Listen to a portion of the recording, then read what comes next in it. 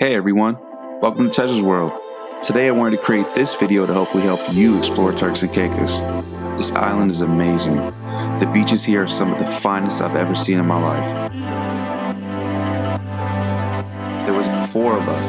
We packed our bags and jetted down, costing around $600 for round-trip flights per person, and about $500 a person for the Airbnb we stayed at. It was a nice townhouse with 2 bedrooms and a nice pool out back, shared by a community, costing just over $2,000. We ate out only a couple of times. Groceries are expensive. We spent about $400 at the International Grocery Mart. I do recommend their rum. It's brewed on the island, it's cheap, and it's delicious. I believe it was about $15. We wanted to stay at a place that was walkable to the local fish fry, mango reef restaurant, and easy access to the Smith Reef. We spent the first day going to the Smith Reef right next to our place that has a nice scenic trail to the beach you can walk through. We didn't see a single person during our time there. Snorkeling was so much fun and the water's super clear. After cooking in the sun all day, we head back to our place and chilled out in the pool to cool off. It's also located right in the Smith Cove, so we explored the Marina a bit too.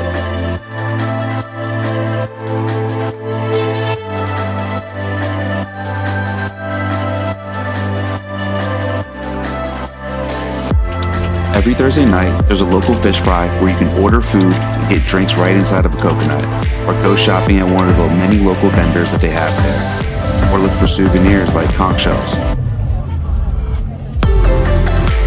And I guess after you have one too many, you can't end the night without jumping in the pool at least once. 2, 3.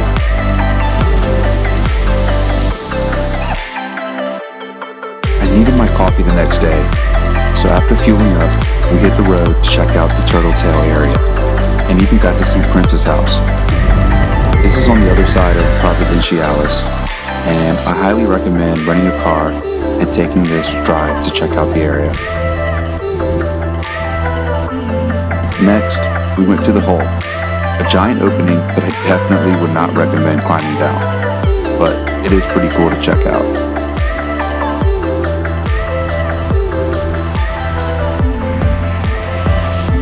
We took a quick pit stop for PB&J's at Long Bay Beach nearby. The sand feels so different at every single one, making sand patties sounds like the perfect idea. Sapodilla Bay has one of the best locations in Providenciales for watching the sunsets, so we decided to end our day there.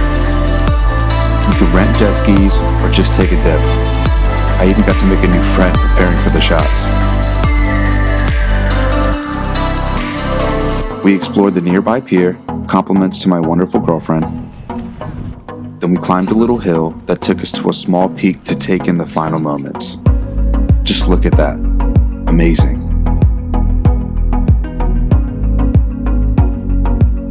The sunsets here are unreal. Something out of a dream or a movie.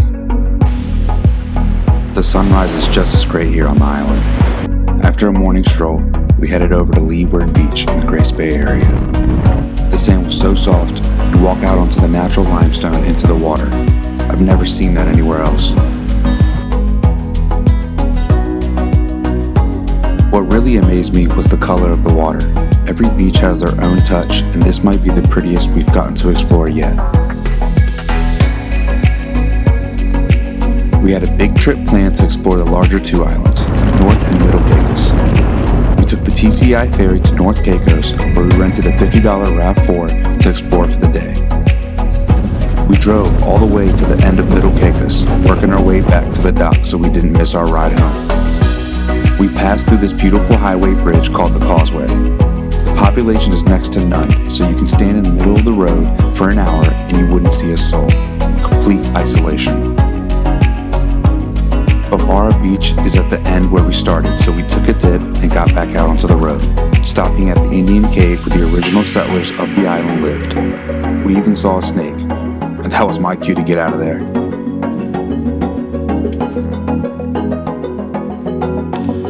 One of my favorite places on Middle Caicos was Mooshton Harbor. There's a cliffside restaurant where we tried prawn fritters, a local staple. They taste just like hush puppies. The waves were way too strong to get in.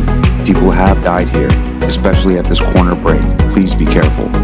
But the views here are phenomenal. And I got to make another little friend. Now the second leg of the trip was our way back.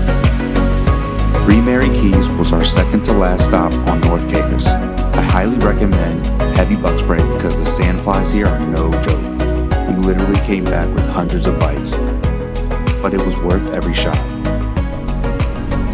After being attacked all day, I just about had it. Driving through overgrown vegetation, there's a place called Cottage Pond, where flocks of flamingos stay.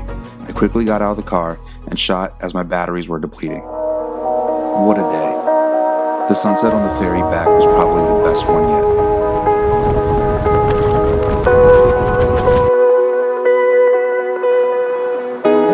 We spent our final day snorkeling at Smith's Reef and grabbing dinner at Shark Bite Beach Bar and Grill. It's so sad to leave this island, but we knew that we had to get back home.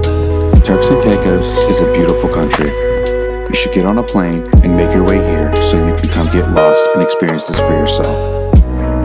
There are so many words that I could put, but they just wouldn't describe how amazing this place really is. Turks and Caicos has so much to offer, especially if you're looking for a place that's a little less touristy.